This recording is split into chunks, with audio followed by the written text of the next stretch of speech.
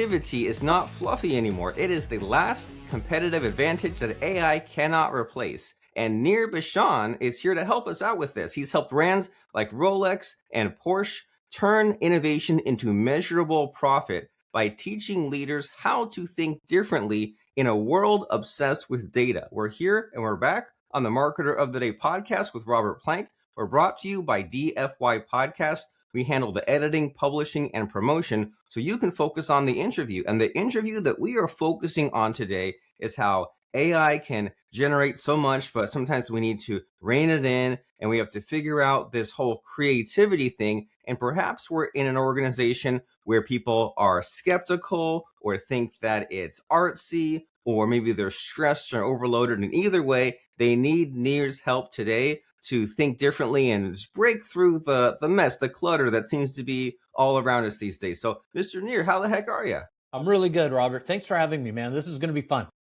I agree. AI it lights my brain on fire. Every time I think about it, it's like when I was a kid and you'd plug in the Commodore 64 or dial up to the bulletin board systems. It was like unlimited possibilities. And then ironically, when the internet seemed to become more developed, I don't know, it seems like it lost its spark in some way. And then a few years ago when AI came back, it's like, whoa, the playground somehow has returned, and just in time, because now we've had all these decades and now we're adults, so we get to be kids again in this new way. And that's just how I see AI. But I mean, what do you think? What has you excited lately?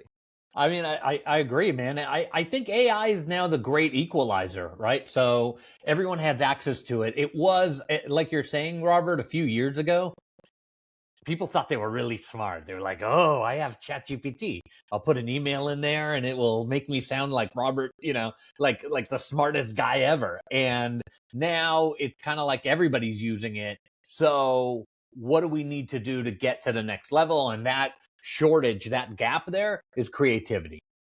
Very nice. And so, and I can relate to that, right? Of using AI, and you can smell the AI stink on the LinkedIn post, especially. But if someone sends you an email, you're like, I know that they didn't even know how to write half of this, and they said AI fill in the gaps. And so I know, like, any kind of output with AI, whether it's like an image or a report or like a video script, I'm always like going back like at least 3 to 5 times. I almost never do the one-shot deal because I know if I just leave it as the default output, people will know, they'll kind of get turned off and get bored. And so I know, like, I have to like take the goodness of AI and then like clean it up. And it seems to be like a skill we have to develop in some way. Oh, 100%. And it doesn't feel super authentic, right? To get an email from Shelly in procurement, and you know her, right? She can't string together like 4 words. And she sends an email to you and all of a sudden it's eloquent and amazing and like using words that she, can possibly know. It just feels a little fake. And so what we have to really do is not just use AI to generate the data or the images or all of that super polished stuff.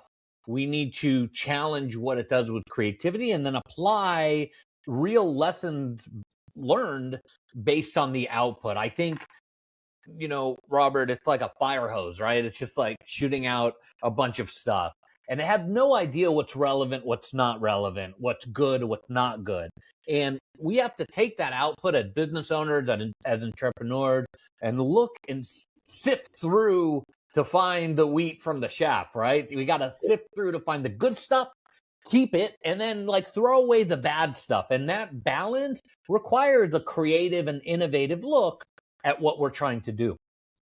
Very nice. Separating the wheat from the chaff is something that it in one way it seems so simple, but then I'm like, well, how do I even begin to do that? And something I've been doing maybe the past week or two with AI is creating like a 1-page document, right? If I have something that I want to learn or teach someone, I'm like, hey, there's this whole podcast transcript with Nir and Robert, and I paste it in and it gives me all the stuff. I'm like, well, can we condense it? Can we move this block to that? Can we create a graphic to make that part better? Can we change the bullet points into a table? And I kind of go through until it's like something that I can look at it and it makes sense to me. And it's not just kind of, you throw in the output. And it seems like when Shelly from accounting just has the email that doesn't sound like her, that's what she's doing, right? She's not doing that separating the good from the bad, and then like the 80-20, and then going back and even separating that and making it like better and better through those steps. And you mentioned, I don't know, like there's this term creativity here, right? And it seems to be like kind of your brand and the topic of what we're talking about. And that word creativity, it's such a loaded word, isn't it? Like when I think about it, I think about like hippies and philosophizing and like kind of inventing some new words in the dictionary. But then when you think about in like business terms, it's like more like to create. So when you say creativity, do you get that kind of pushback? Do people think that creativity is kind of like happy-go-lucky, whimsical, and fluffy versus getting things done and getting to a good result? I love that word fluffy to describe things. It's a wonderful word. Well, Just in AI general. gave it to me when I put it through and wrote the intro for you. It put fluffy, and then it got stuck in me. Did it really? Fluffy? Yeah, That's the word it picked? That's a wonderful word. yeah. Yeah, Robert, like people think creativity is dance or music or, their cousin who's really creative and good with websites. But creativity is a actionable tool that we could use to grow businesses. It's an actionable tool that we can use to get into new markets, change product, change how our customers relate to our product or service. It is 100% an actionable tool that is to be used in business. The unfortunate fact in what has given me a career is the fact that most people don't use it. They love analytics, love analytics, right? They love numbers and spreadsheets and all kinds of, Q4 projection. The problem is that reality doesn't lie strictly in the numbers. It lies in a balancing of the analytics and the creative. And that's what I help people do, is connect those two things together in order to optimize their business. So data storytelling in a way, right? Oh, 100%. It's all about storytelling. It's about all of the intangibles, right? The intangibles that cannot be measured are often adds equal or greater of importance than what can be measured. You can measure throughput, you can measure sales, you can measure profit, and all of those things are really important. But you can't measure how somebody feels about something, right? You can't measure how, somebody just loves this particular product or service and, they tell their friends about it and it's a big deal. But those are I would argue, some of the more important things that we need to start to pay attention to. And so I teach people a rubric of creativity to assign value to those things to equalize the analytics that we get and that we're all really good at by this point.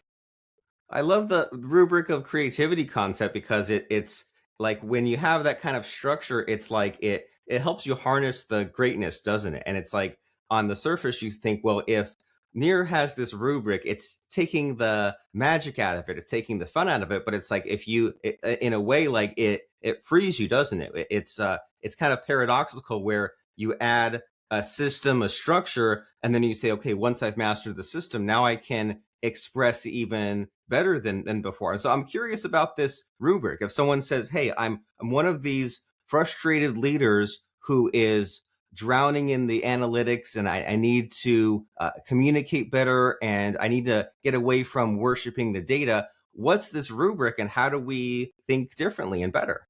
So great question. It's a rubric that is found in my new Wiley and Sons book called The Solution Mindset, where I look at 10 people around the world doing incredible creative things and I break down what you or anybody can do from what they are doing. It is a mindset shift to understand that analytics can only get us so far, and the rest of the gap needs to be filled with creative thinking. It's the exact thing that you're doing.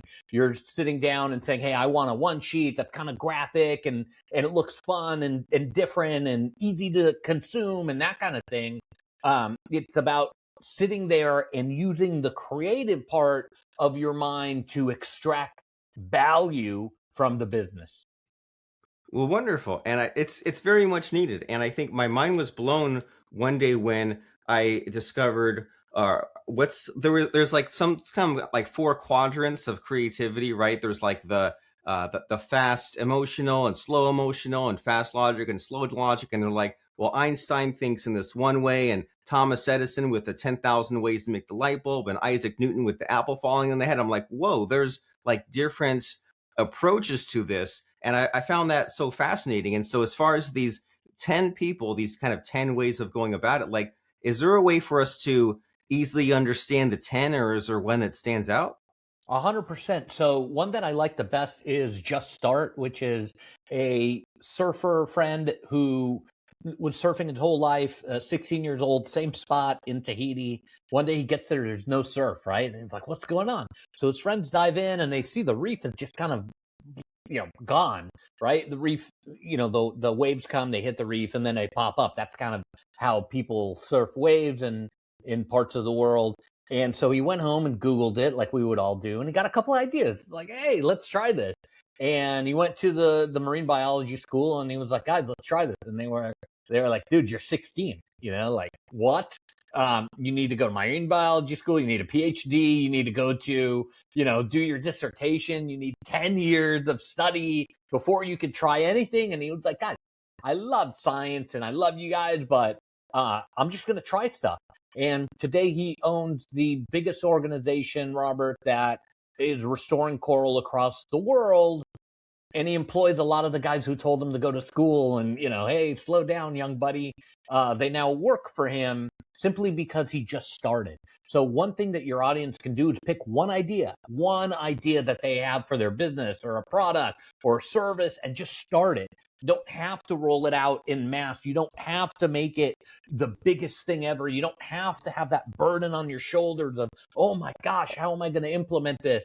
This is all about picking one idea out of the thousands that you have. If you're an entrepreneur, if you're listening to the show, you are like at the top 1%, right? You need to pick one of these things that you want to do and test it. Then iterate it and then test it and then iterate it. And all of a sudden you might have one of the best ideas that can not only change the business, but it can change the world. Very good. Well, they say you don't have to get it right, you just have to get it going. And they say the person criticizing should not be interrupting the one doing it. And maybe the criticizer are those people telling the teenager that he needs to get all this training, or maybe the person criticizing is you. And it seems like there's just many mental minefields to be aware of. And perhaps as you get wise through failure, you become aware of your own minefield, such as trying to make it perfect, or being resistant to the uncertainty, right? Because you and I both know we have these projects, we have these businesses, websites, apps, whatever, and then they grow in unexpected ways. And if you are rigid in your thinking and you say, I want it to, I got my 5-year plan, it has to be exactly this. I'm sure even the way your book came together, right? There's always the unexpected developments, and that's just part of it. And so, you mentioned about just starting, and whenever I have these like AI projects, so to speak, like even say that one pager, I'm always having the fear that I'll run out of time or I'll get distracted by other things. And so it's like there's so much we can do with AI, but and sometimes I do fail, right? Sometimes I'll create all these different side projects and I'll leave them half finished and they'll go nowhere. And then when I try to pick back up later, it's like I don't even know where I left off. And so is this a problem, the kind of AI, ADHD, and like creating things and not finishing them? Yeah. Oh, 100%. We're wired for that type of distraction, and the developers that develop a lot of the AI, a lot of these games, a lot of stuff that we have on the cell phone is laser focused on distracting us from our goal. I talk a lot about shutting your phone down. I talk a lot about being bored. Robert, one of the best things that you can do that is out of my book called The Solution Mindset that anybody can do is what I call the 15-minute be bored meeting. So what I used to do when I did keynotes and workshop is I'd have a black dot on the screen, on the projector. And I'd say, okay, everybody put your phone away, put your laptop away. And, people would struggle. There's always that dude in the corner and that gal over there who's like, no, I'm not putting my, but most people would put it away. I'd say, stare at the dot. And that's what we're going to do. We're going to stare at the dot for just a couple of seconds.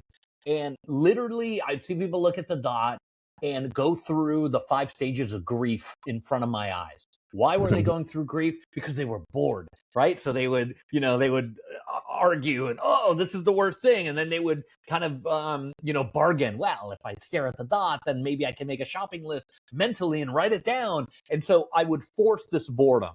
And then I would ask people, how long do you think you stared at the dot for? Oh, 15 minutes, 35 minutes. It was 18 minutes. I don't know, Nir, how long was it? It's like 90 seconds. 90 seconds you looked at a dot and you were bored for a little bit. And, that is where creativity and innovation comes from, when you force this type of boredom. We are so bad at focusing because we are so distracted, because we have so much other stuff going on, Robert, half-finished AI projects, half-finished business plans, and all that stuff. When we allow our mind to be bored, it naturally does what it's been doing for our ancestors, which is keeping us alive by creative and innovative tools that make us rise above the animal kingdom. And in that is all that you need to solve any problem that comes up at work.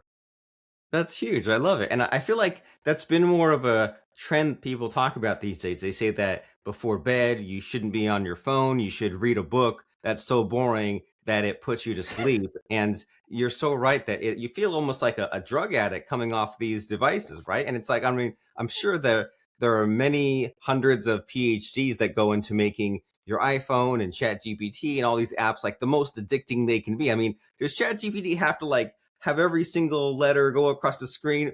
It doesn't have to, but it looks so cool and gets you excited just seeing it, right? It's almost like the Matrix. And so I can definitely see how we have to, maybe if you quit smoking or drinking, you have to apply similar habit. You have to stop at some point for a little while, otherwise it'll kill you. And so it's find a way to be bored. And I think you're so right that there's been so many, and it feels so good, doesn't it? You watch TV and then you have the phone in front of you, you have a small screen and a big screen, you're so stimulated. Yeah. But then those times when you're driving or on a run, you get to those breakthroughs that you just wouldn't have had if you're just exhausting yourself in this way. And so it's a fascinating conversation, but I want to make sure that we focus on what's important to you, Mr. Nir. And so I know you help many people, you got this amazing book, you've lived many stories, but in this conversation we're having, do you think there might be a missing question that I should be asking you? I just don't know what to ask you. No, I don't think so. I think it's a wonderful conversation. I think that, the things that we can do to excel at creativity are so easy, right? It's about scheduling 15 minutes to be bored. It's about changing our language a little bit to positive rather than negative language. The English language has so many negative connotations, right? And just choosing more positive words has a direct impact on your day to day. It's things like that. It's just starting on an idea and seeing it all the way through, Robert, that can dramatically change our trajectory. And I just love talking about creativity and innovation, especially how it dovetails into business.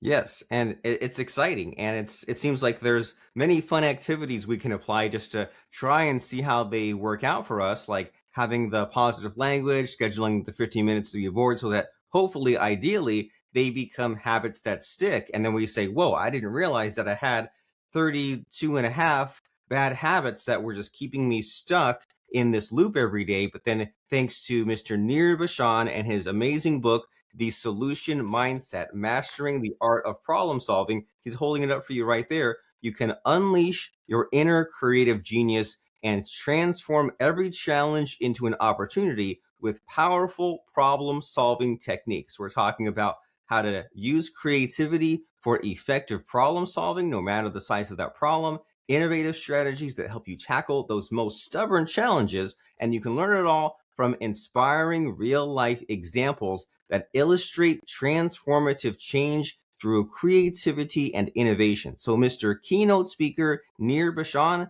that website is NIRBASHAN.com. And the book we've been speaking about is The Solution Mindset, Mastering the Art of Problem Solving. And as far as some next steps, Mr. Nir Bashan, is that logical? Website, book, or is there some specific place you'd like us to go?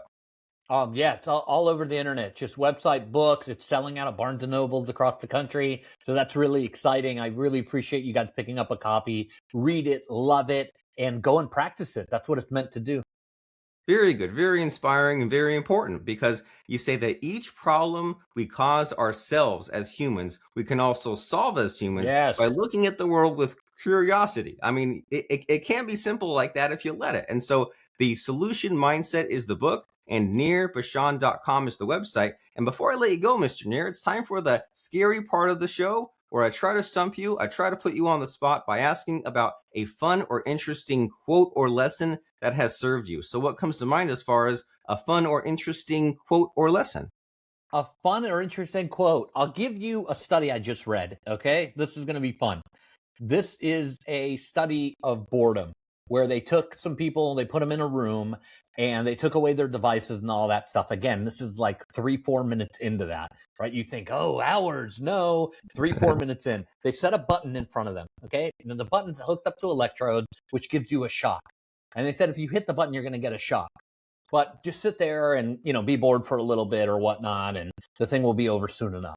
And something like 80% of the people sat and played with the button, even though it shocked them, because they would rather have had something to do pushing the button and getting shocked, literally hurt, rather than just sitting there being bored. And I think that's an amazing study and something that is telling.